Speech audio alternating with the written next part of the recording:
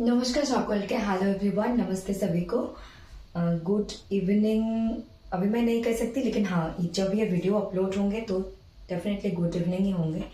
लेकिन मैं अब 1:46 AM, रात 12 के बाद प्राय लगभग 1:45 बज रहे हैं। अभी मैं शूट करी कुछ वजह से।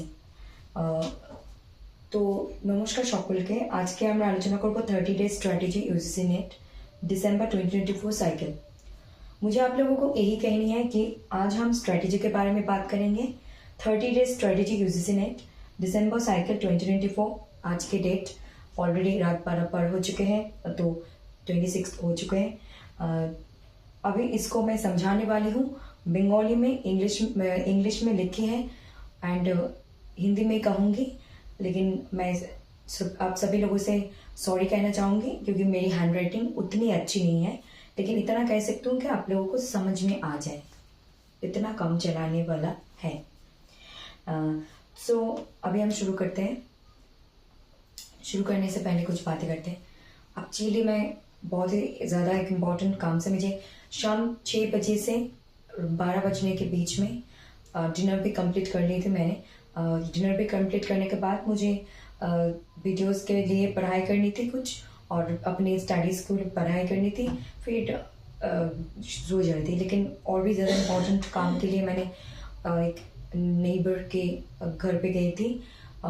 फिर वो काम करके आई तो आज मेरी एक मैं जब मास्टर्स कर रही थी, मेरे एक दोस्त से 4 साल बाद बात हुई कॉल पे। हमने देर लगभग 1.5 आवर्स बात की, बहुत सारी बातें शेयर की।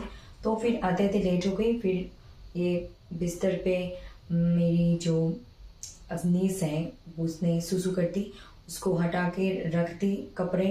फिर इसको अच्छे तरीके से बेड को प्रिपेयर की, घर को साफ की, उसके बाद इसको लिख के खुद तैयार होके लेकर आई हूँ। तो इसलिए ज़्यादा देर हो गई, बट इट्स ओके। अब हम आते हैं काम के बातों में, मतलब इस पढ़ाई से। तो पहले बंगाली में कहती हूँ, फिर हिंदी में कहूँगी। Please like, comment, share and subscribe to SP literature. मैं ये कह सकती हूँ, अगर ये फॉलो करेंगे तो बहुत नहीं तो थोड़ी बहुत तो हेल्प हो ही जाएंगे। सो शुरू करते हैं। तो शुरू করছি আমরা 30 day strategy UGC net December 2024 cycle. তো এখানে অনেক কিছুই লেখা আছে, তার মধ্যে আমি বলছি সব কিছুই।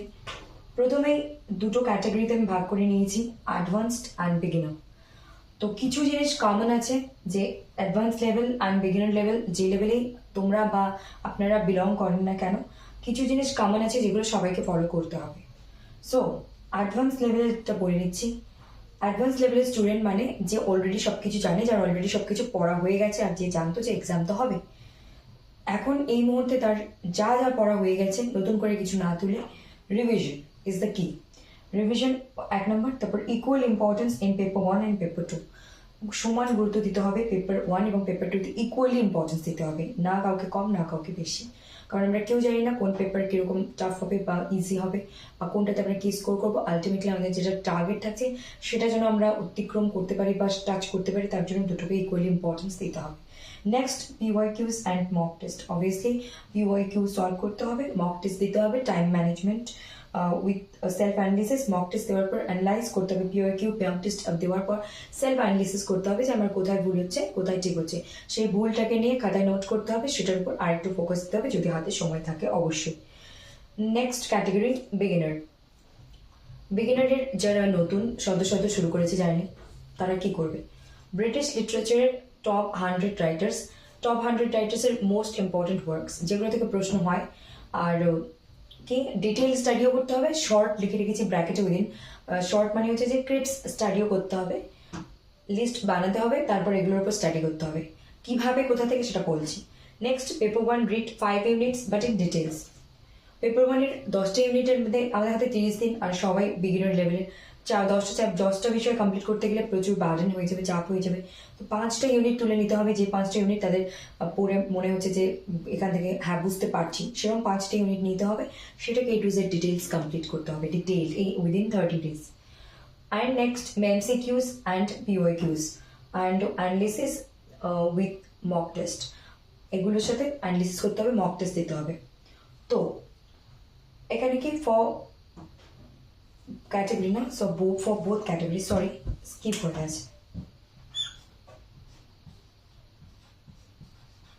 For both category means advanced and beginner, দুটো ক্যাটাগরির জন্য কি কি থাকছে? Free resources, YouTube, Google, online classes, paid or free. যদি কেউ পেইড কোনো কোর্স নিয়ে থাকো খুবই ভালো কথা, তাদের জন্য advance free. Then self notes and self analysis, time management must, time management must. তো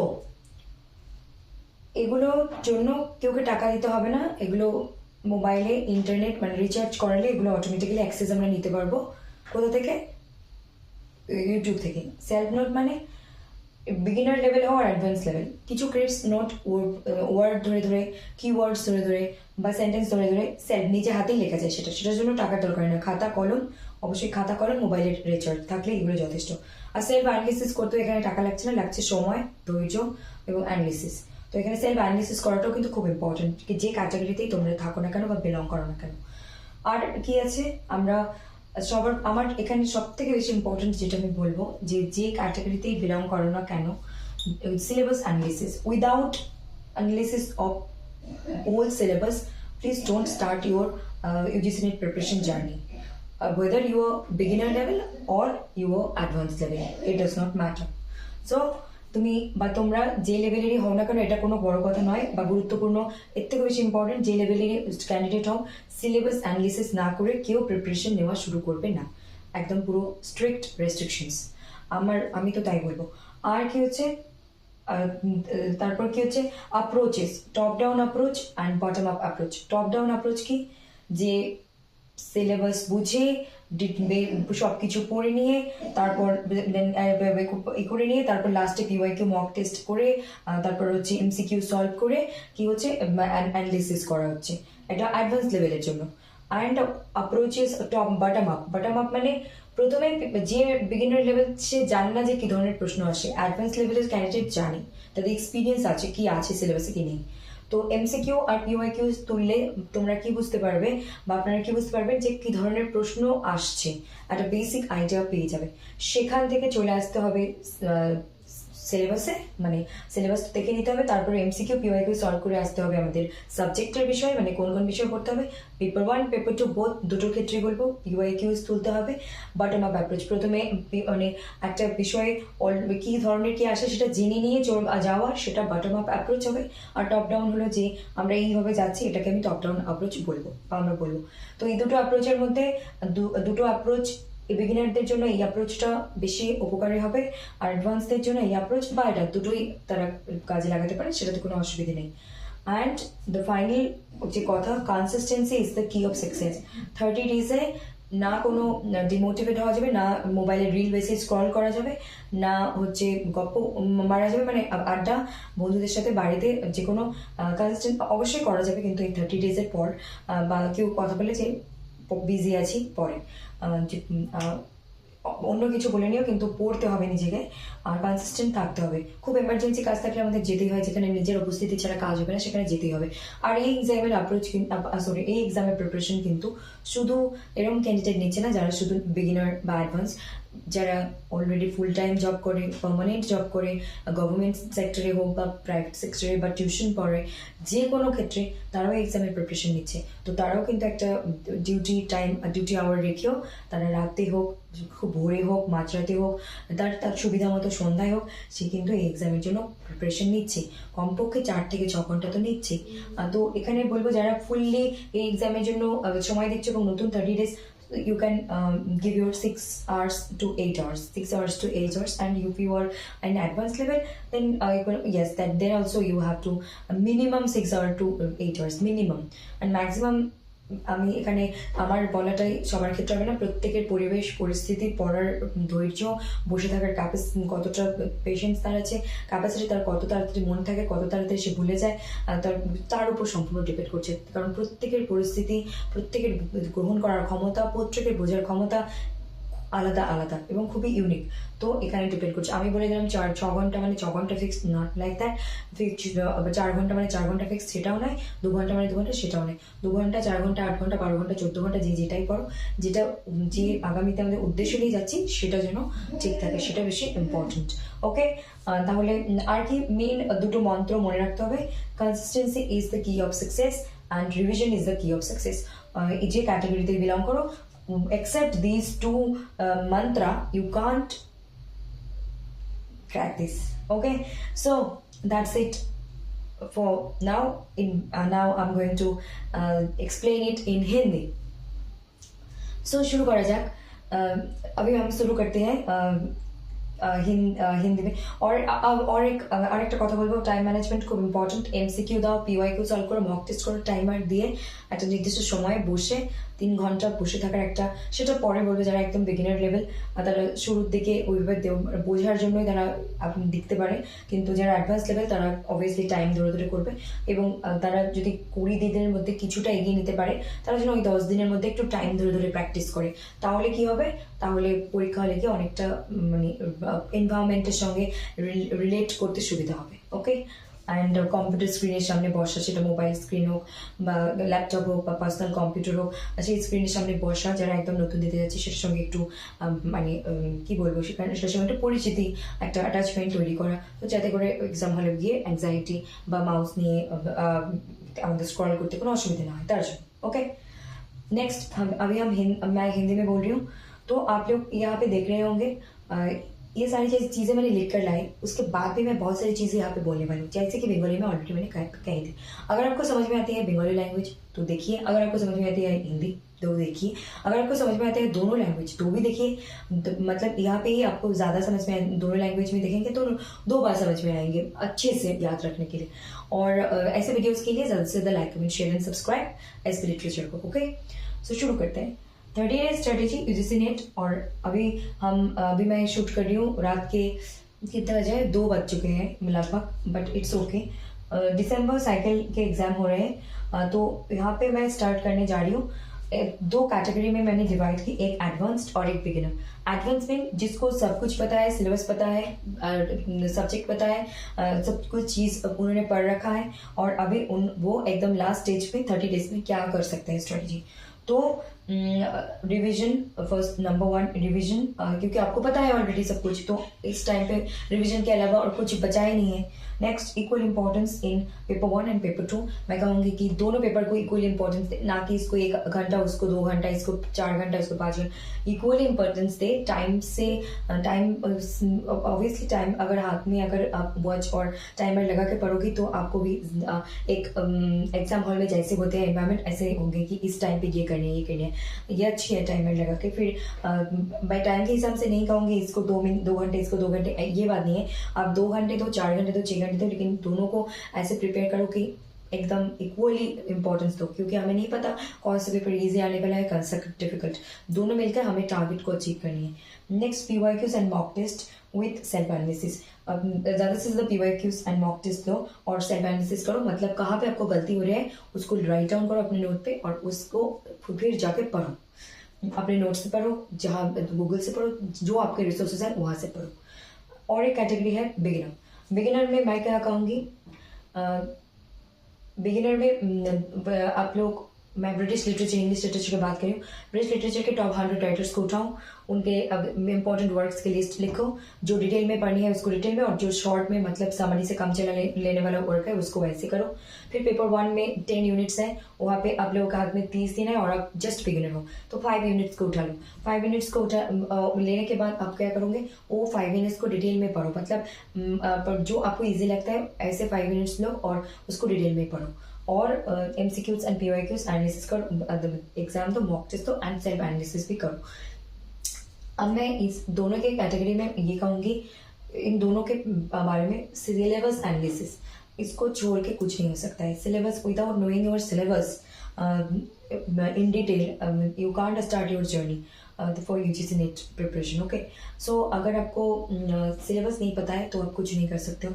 सिलेबस को डिटेल में एनालिसिस करो, चाहे इसके लिए 1 दिन लगे तो लगे, 30 में से एक दिन गए तो गए, 29 डेज में पढ़ो। सिलेबस के लिए दे दो, एक दिन 4 घंटे 2 घंटे जो भी हो दो एक सिलेबस को।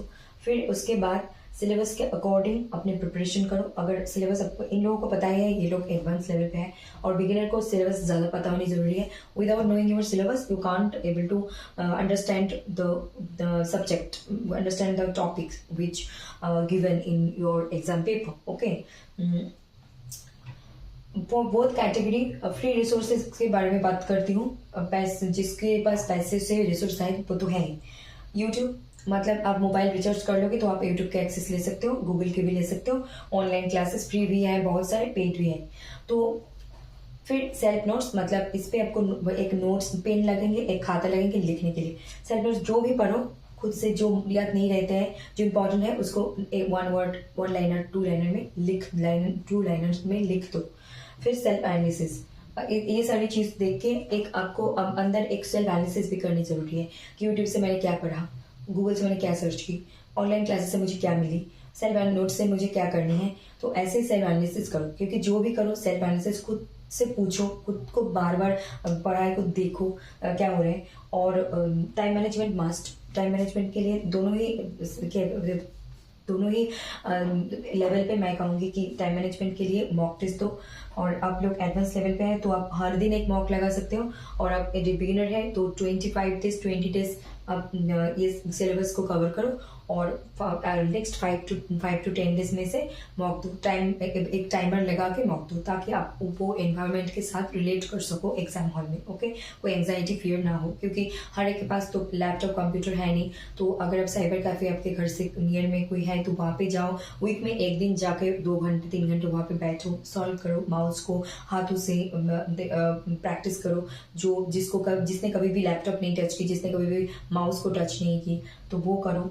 इस टाइम पे सभी एडवांस है, लेकिन फिर भी और मोबाइल के स्क्रीन, लैपटॉप कंप्यूटर स्क्रीन के साथ रिलेट करो तो और ज़्यादा अच्छी होगी। लेकिन पढ़ाई तो मोस्ट इम्पोर्टेंट है, ये मस्ट करनी है। फिर क्या है कि 2 अप्रोच के मैं बारे में बात कर रही हूँ। अप्रोचेस, टॉप डाउन अप्रोच, मतलब ये सिलेबस पता है, पढ़ाई सब्जेक्ट टॉपिक्स पढ़ चुके हैं, रिवीजन भी चल रहे हैं, दोनों पेपर को इम्पोर्टेंस भी दे रहे हैं। अब हमें मॉक टेस्ट और पीवाईक्यूज देके खुद को एनालिसिस करनी है, हम किस सिचुएशन पे कहाँ पे खड़े हैं, कितने स्कोर कर पा रहे हैं और कहाँ गलती हो रही है, उसको एनालिसिस करना। फिर अप्रोच, बटम अप अप्रोच, मतलब पहले ही एमसीक्यू पीवाईक्यूज में जाओ। अगर आप बिगिनर लेवल पे हो तो I would like to suggest you please go with the MCQs and PYQs and mock test first, because ये अगर आप करोगे तो आप लोगों को समझ में आएंगे कि क्वेश्चंस कैसे पूछे जा रहे हैं। लास्ट ज़्यादा नहीं, आप 2004 से 2024 तक नहीं आने का, आप सिर्फ 2024 के रीनेट 2023-4 ज़्यादा टाइम नहीं है, 2023-4 को देख लो तो भी इनफ है बिगिनर के लिए। अगर आप एडवांस हो तो फिर आप लास्ट 2018 से देखो या फिर 20 से देखो, 20 से जितने भी स्टेट्स है क्वेश्चंस वो ज़्यादा इंपॉर्टेंट रहने वाले। तो ऐसे आप पीवाईक्यूज एमसीक्यूज जब आप देखोगे तो कोई ऐसे क्वेश्चन है, उसके बाद आप उसके बाद आप सब्जेक्ट टॉपिक पे आओ, फिर पेपर 1 पेपर 2 बोथ केसेस में फिर आप पढ़ो, फिर आप एनालिसिस करो, फिर फाइनली आप इसको प्रैक्टिस करने के लिए नहीं देखनी है। पहले तो आप किसके लिए देखो, पहले तो आप सिलेबस मतलब क्वेश्चन पैटर्न को समझने के लिए देखो, सिट पढ़ो, देखो, समझो। और जब ये 20 दिनों में कुछ कवर हो जाए ये सारी, फिर आपको क्या करनी होगी, ये मॉक को टाइमर लगा के देनी होगी, ताकि आप 5 दिन अगर 5 मॉक भी दिए तो भी बहुत इंपॉर्टेंट है, और 10 मॉक भी दिए तो भी बहुत इंपॉर्टेंट है, एग्जाम हॉल में हेल्प करेंगे। और मैंने अप्रोच के बारे में बता दी, ये बॉटम अप अप्रोच है कि आप पहले जो सिचुएशन मतलब जहाँ से हम सोल्यूशन निकल सकते हैं ऐसे जाओ। ये अप्रोच इन लोगों के लिए बहुत ज़्यादा काम के होंगे, और ये एडवांस लेवल के स्टूडेंट्स कोई भी अप्रोच लगा सकते हैं क्योंकि ऑलरेडी वो एडवांस लेवल पे है। और सिलेबस एनालिसिस मोस्ट इंपॉर्टेंट, इसको मत छोड़ो, जो जिस भी कैटेगरी में हो पहले इसको एनालाइज करो, इसको समझो, फिर फिर प्रिपरेशन के लिए स्टार्ट करो, otherwise not. And 2 mantra here I would like to suggest you. Number 1, consistency is the key of success. Without consistency you can't achieve your goal. Not about just UGC NET exam, but also any other competitive exam also. Okay, revision is the key of success. Without revision, you can't recall or remember the topic, the information. So you have to revise as much as possible, as much as you can. So you need to revise again and again, and recall the things. Okay, so these two mantras you have to follow during your journey of 30 days UGC NET preparation. Okay, and finally क्या कहनी है मैंने बता दी अपनी बात. अगर आप लोगों की कोई क्वेरीज हो कमेंट बॉक्स में बोल देना. और अब हम UGC NET के 30 डेज फिर सेट के भी लाएंगे, गेट के भी लाएंगे. UGC NET के न्यू रूल्स के बारे में अभी नहीं बात करेंगे, एग्जाम के बाद बात करेंगे. और क्या, और पढ़ाई से रिलेटेड 1 दिसंबर से बहुत कुछ, पेपर 1 हो पेपर 2 हो, हम 30 डेज को ऐसे पढ़ेंगे कि यादगार बना देंगे. मतलब आप लोगों को भी लगेगा हाँ कुछ तो पढ़ा है, चाहे वो पेपर 1 हो चाहे वो पेपर 2 हो. ओके, कुछ यादगार करने वाले हैं 30 डेज को, 1 December to 31 December. Okay, 31 December to 30 December. Okay, अगर 1 तारीख को एग्जाम हुए तो 31 को निकल जाना होगा घर से आपको भी और मुझको भी. सो দ্যাটস ইট ফর টুডে. এখন আমার এটাই বলা হয়েছে যে এই আজকে UGC NET নিয়ে হলো, আগামী দিন আমি WB সেট নিয়েও বলবো, স্ট্র্যাটেজি, তারপর গেট নিয়েও বলবো, তারপর UGC NET এর new rules and regulations for assistant professorship এটা এক্সামের পর বলবো. আর হচ্ছে তার সাথে 1 ডিসেম্বর থেকে 30 ডিসেম্বর পর্যন্ত আমরা এমন কিছু মেমোরেবল, এমন কিছু দুর্দান্ত কিছু করতে চাচ্ছি যেটা পেপার 1 পেপার 2 মানে সবার মনে হবে যে হ্যাঁ 30 দিনে কিছু পেয়েছে, কিছু নিয়ে যাচ্ছে এক্সাম হলে, এইরকম একটা ফিল হবে. সেরকম একটা প্রস্তুতি চলছে বা নিয়ে আসছি. তার জন্য কি করতে হবে, এসপি লিটারেচারকে like comment share and subscribe. Please do like comment share and subscribe. जल्दी से ज़्यादा like comment share and subscribe कर दीजिए. That's it for today. Thank you very much. God bless you all. Thank you all. Love you all and stay connected with SP Literature. If you have any queries or any kind of doubts you can ask me on the comment section below. Okay, that's it for today. Namaskar. Take care.